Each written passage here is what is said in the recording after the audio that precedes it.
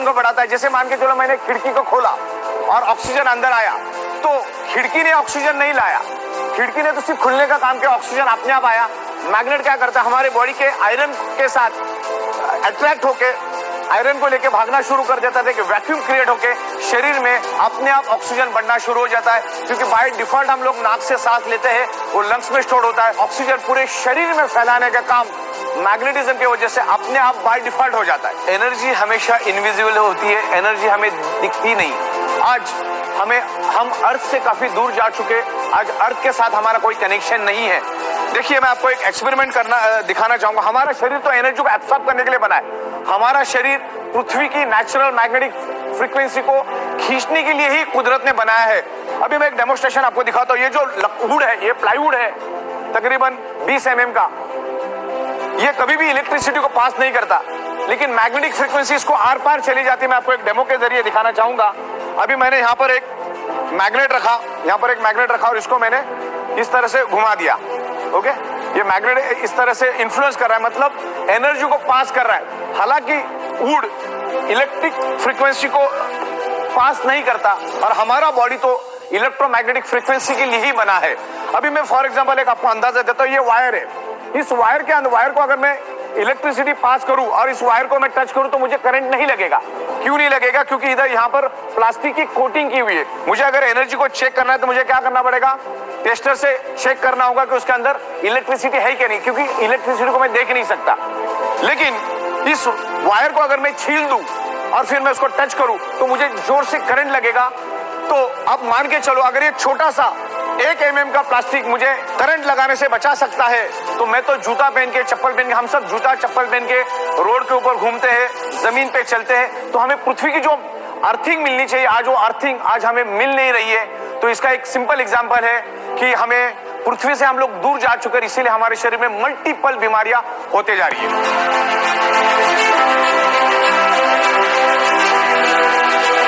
दोस्तों, हमारी जो अर्थ है वो खुद एक ह्यूज मैग्नेट का गोला है, और बस ये एक मॉडल आपको मैं दिखा रहा हूँ। ये आपको अर्थ आसमान में लटकता हुआ दिख रहा है। हमारी पृथ्वी के ऊपर सूरज का इन्फ्लुएंस होता है और पृथ्वी का हमारे ऊपर इन्फ्लुएंस होता है। सूरज इतना बड़ा है कि ऐसी 13 लाख पृथ्वियां सूरज में समा सकती है। सूरज खुद एक ह्यूज मैग्नेट का गोला है, और उसके सराउंडिंग में 8 प्लैनेट्स को वो पकड़ के रखता है। और हमारी पृथ्वी बिल्कुल आसमान में बिल्कुल लटकते हुए आपको दिख रही है, क्योंकि पृथ्वी के अंदर मैग्नेटिक फोर्स और ग्रेविटेशनल फोर्स दोनों भी है, और उसमें से north pole south pole magnetic frequency release होती है।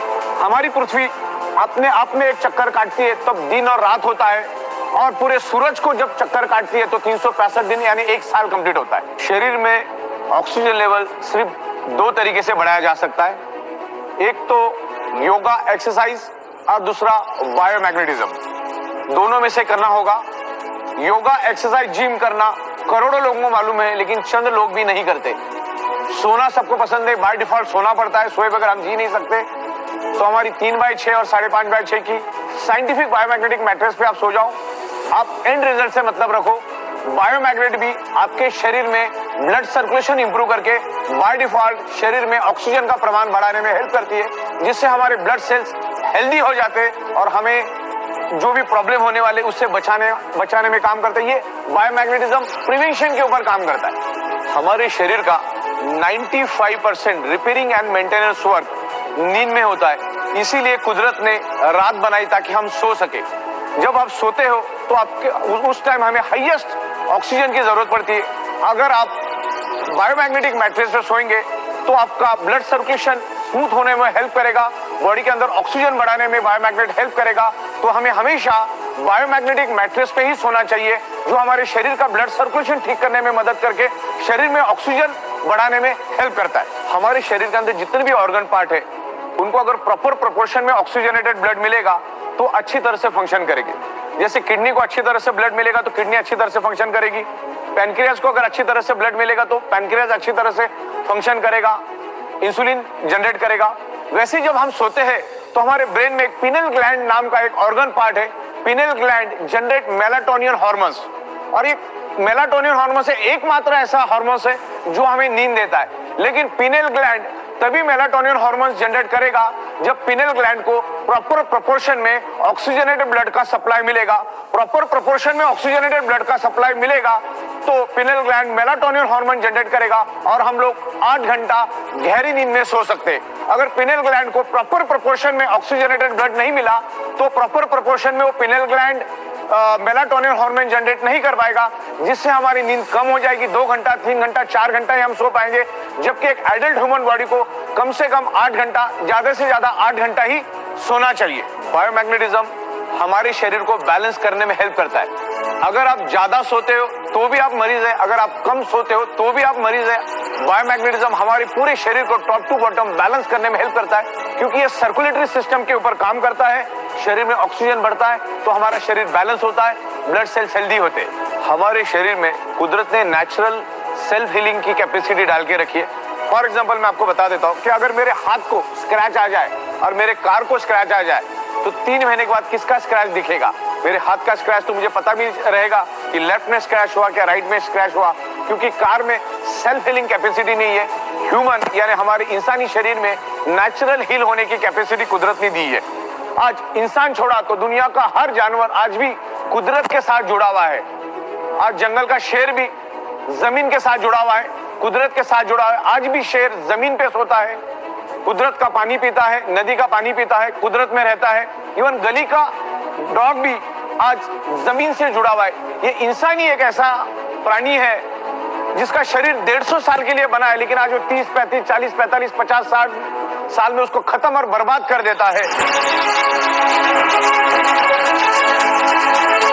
दोस्तों, आज भारत डायबिटीज का कैपिटल बन चुका है। दुनिया के सबसे ज्यादा डायबिटीज के पेशेंट इंडिया में है, क्योंकि बदकिस्मती से हमारा जो फूड है वो कार्बोहाइड्रेट फूड है, और कार्बोहाइड्रेट फूड आप वेज खाओ या नॉन वेज खाओ, आने वाले 2 से 2.5 घंटे में आप जो भी खाओगे उसका कन्वर्जन फैटी एसिड और ग्लूकोज में कन्वर्ट हो जाता है, और उसको जलाने का काम इंसुलिन का होता है। इंसुलिन आपके शरीर के डिसॉल्व ऑक्सीजन की मदद से फैटी एसिड और ग्लूकोज को जला के एनर्जी में कन्वर्ट करता है, लेकिन आज हमारा ब्लड सर्कुलेशन और ऑक्सीजन लेवल डिस्टर्ब होने के कारण इंसुलिन प्रॉपर प्रोपोर्शन में ग्लूकोज को जला नहीं पाता। अभी आपने खाना खा लिया, एक साइड में आपका ग्लूकोज जनरेट हुआ, दूसरे साइड में आपका इंसुलिन भी जनरेट हुआ, लेकिन अगर आपके शरीर में डिसॉल्व ऑक्सीजन की कमी होगी तो इंसुलिन ग्लूकोज को जला नहीं पाएगा। वो थोड़ा बहुत जलाएगा, थोड़ा बहुत छोड़ देगा, थोड़ा बहुत जलाएगा, थोड़ा बहुत छोड़ देगा, लेकिन आपके शरीर में day by day glucose deposit होता रहेगा, और एक दिन डायबिटीज नामक अति भयानक बीमारी आपके शरीर में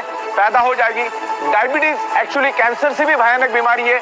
डायबिटीज आपको अंदर से खोखला कर देता है, दिमाग की तरह आपकी बॉडी बन जाती है। डायबिटीज वाला जब मरता है तो 40 से 45 ऑर्गन पार्ट फेलियर से मरता है। आपको मैं प्रैक्टिकल डेमोन्स्ट्रेशन दिखाऊंगा कि इंसुलिन और ग्लूकोज का क्या और ऑक्सीजन का क्या महत्व है। यहाँ पर एक मोमबत्ती है मेरे पास, मैं मोमबत्ती के ऊपर एक प्रैक्टिकल डेमोन्स्ट्रेशन आपको करूंगा, करके दिखाऊंगा। जैसा आप यहाँ पर देखिए, मैं आपको क्या दिखाना चाह रहा हूँ। ये एक्सपेरिमेंट हमने स्कूल में भी किए थे। अब मैं यहाँ पर मोमबत्ती को जलाता हूँ, मोमबत्ती जली यहाँ पर। अब मोमबत्ती अच्छी तरह से जल रही है, मैं इसके ऊपर कांच का ग्लास रखता हूँ। इससे आपको ये क्लियर कट पता चल जाएगा शरीर में ऑक्सीजन का महत्व क्या है। मैंने क्या कर दिया, इस मोमबत्ती को और कांच का ग्लास उल्टा रख दिया। अब क्या होता है आगे देखिए। ऑक्सीजन का महत्व मैं इसमें से आपको समझाना चाह रहा हूँ कि ऑक्सीजन का महत्व हमारे शरीर में क्या है, और बायोमैग्नेटिज्म हमारे शरीर में ऑक्सीजन बढ़ाने में हेल्प करता है। देखो, मोमबत्ती पूरी तरह से बुझ गई। मैं आपको यही बताना चाह रहा हूं, आपने खाया, अब वो ग्लूकोज बन गया, इंसुलिन भी बन गया। अब इंसुलिन ग्लूकोज को तभी जला पाएगा जब आपके शरीर के अंदर ऑक्सीजन है, प्रॉपर प्रोपोर्शन में ऑक्सीजन है। अब ये मोमबत्ती का एग्जांपल मैंने क्यों दिया, मोमबत्ती जली 15 सेकंड के बाद बुझ गई।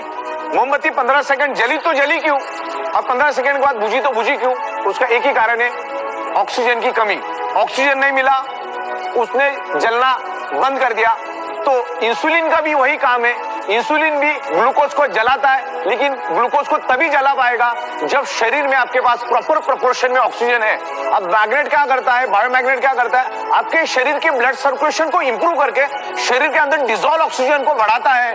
तो जब इंसुलिन बनता है और यहाँ पर ग्लूकोज बनता है, अगर प्रॉपर प्रोपोर्शन में बॉडी के अंदर ऑक्सीजन मिला तो इंसुलिन ग्लूकोज को जला के एनर्जी में कन्वर्ट करेगा, शरीर में डायबिटीज शुगर नाम की कोई भी बीमारी नहीं होगी, क्योंकि डायबिटीज बहुत ही भयानक, बहुत ही खतरनाक बीमारी है। तो ये मैं आपको एग्जाम्पल के जरिए बताया शरीर में ऑक्सीजन की क्या महत्व है। हमारा ब्लड सेल्स सिर्फ ऑक्सीजन की बदौलत ही जिंदा रहता है। तो यह है ऑक्सीजन का महत्व, जो मैग्नेट हमारे शरीर में बायोमैग्नेट ऑक्सीजन बढ़ाने में हेल्प करता है। विस्तार में हम डायबिटीज के बारे में समझते हैं। डायबिटीज का रूट कॉज क्या है, डायबिटीज कैसे होता है, उसके रोकथाम के लिए हम अधिक जानकारी डायबिटीज के सुपर स्पेशलिस्ट डॉक्टर हमारे साथ जुड़ने जा रहे हैं। India has become diabetic capital of world. आज हम देखते हैं कि हाइपरटेंसिव पेशेंट्स होते हैं या डायबिटिक पेशेंट्स होते हैं, उनमें थकान रहती है। वो थकान इसलिए रहती है कि उनके जो कैपिलरीज है, उनके जो वेसल्स है या उनकी जो वेन्स है या जो आर्टरीज है, उसके अंदर प्लैक रहता है, मतलब वो थोड़े नैरो हो जाती है। और नैरो होने की वजह से उसमें से जो जाने वाला जो ब्लड सप्लाई होता है वो थोड़ा सा कम हो जाता है, और उसके वजह से वो सप्लाई जिस ऑर्गन की तरफ जा रहा है, हार्ट की तरफ जा रहा है, ब्रेन की तरफ, किडनी की तरफ या मसल की तरफ, तो वो कम होने की वजह से उस ऑर्गन का फंक्शन बहुत तरीके से कम हो जाता है और इंसान को थकावट लगने लगती है। अगर ये थकावट से अपने को बचना है तो जो कैपिलरीज है उनको क्लीन रखना पड़ेगा, वेसल्स को क्लीन रखना पड़ेगा, और किसी भी ऑर्गन को काम करने के लिए ऑक्सीजन की जरूरत होती है, फ्यूल की जरूरत होती है। तो ऑक्सीजन एंड फ्यूल वही अगर नहीं मिला तो ऑर्गन काम नहीं कर पाएगा। इस तरह से जो डायबिटीज है और बढ़ा हुआ इंसुलिन है वो शरीर को खराब करने लगता है आहिस्ते आहिस्ते, और अपने शरीर में ब्लॉकेजेस आने लगते हैं। अगर वो ब्रेन में ब्लॉकेजेस आते तो उसको हम लोग बोलते हैं कि ब्रेन स्ट्रोक आया। हार्ट में ब्लॉकेज आते तो उसको बोलते हैं कि हार्ट अटैक आया। यानी हार्ट अटैक या ब्रेन स्ट्रोक आने के बाद वहाँ के जो ऑर्गन है, वहाँ के जो टिश्यूज है, वहाँ को प्रॉपरली ब्लड नहीं मिल रहा, और ब्लड इसलिए चाहिए होता है कि ब्लड के साथ ऑक्सीजन मिलता है, और बिना ऑक्सीजन के कोई भी टिश्यू सरवाइव नहीं कर पाता। तो ब्रेन फंक्शन प्रॉपर होने के लिए, हार्ट का फंक्शन प्रॉपर होने के लिए उसको प्रॉपर ब्लड सप्लाई की जरूरत होती है, और वो ब्लड सप्लाई किसी भी तरह का अवरोध होता है, किसी भी तरह का ब्लॉकेज होता है तो उस टिश्यू को मिल नहीं पाता। तो और ultimate target, ultimate aim is to provide proper oxygenation to the body. तो ही अपने वेसल्स क्लियर रहेंगे, तो ही प्रॉपर ऑक्सीजन हम लोग दे पाएंगे, तो ही अपने ऑर्गन्स अच्छे से काम कर पाएंगे और हम लोग स्वस्थ रहेंगे। थैंक यू, आपसे हमें बहुत अच्छी जानकारी मिली, और आशा करते हैं कि हमारे लोग आपकी इस नॉलेज का, आपकी जानकारी का बहुत अच्छी तरह से यूटिलाइजेशन करेंगे। Thank you. आज हमारा सैटेलाइट, मोबाइल, इंटरनेट सारा का सारा पृथ्वी की मैग्नेटिक फ्रीक्वेंसी के कारण चल रहा है, लेकिन आज एनवायरमेंट में काफी सारा बदलाव आया। जैसे मैंने कहा कि आज हमारे 3 फीट में लोहा है, जिसके कारण पृथ्वी की नेचुरल मैग्नेटिक पावर लोहा अपनी ओर खींच लेता है, जिससे हमारा ब्लड सर्कुलेशन डिस्टर्ब हो जाता है। दिन ब दिन रेडिएशन बढ़ते जा रहा है। अभी 4G के बाद 5G आ चुका है, और 5G के बाद 6G आएगा। तो रेडिएशन भी हमारे ब्लड सर्कुलेशन को फ्लैक्चुएट करता है, डिस्टर्ब करता है। उसके कारण भी हमारे शरीर में ऑक्सीजन की कमी निर्माण होती है।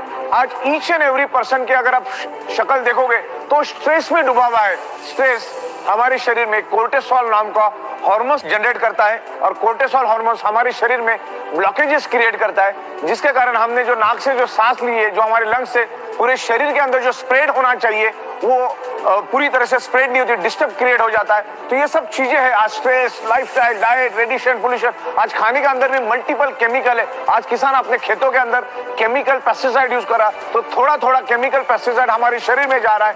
आज कुदरत की तरफ से हमें जो मिलना चाहिए, जो 5 एलिमेंट्स, आज बहुत ही कम मात्रा में, प्रॉपर प्रोपोर्शन में नहीं मिल रहा है। सूरज की जो सुबह की जो किरणें हमें मिलना चाहिए, फार इंफ्रारेड, आज वो भी हमें नहीं मिल रही है।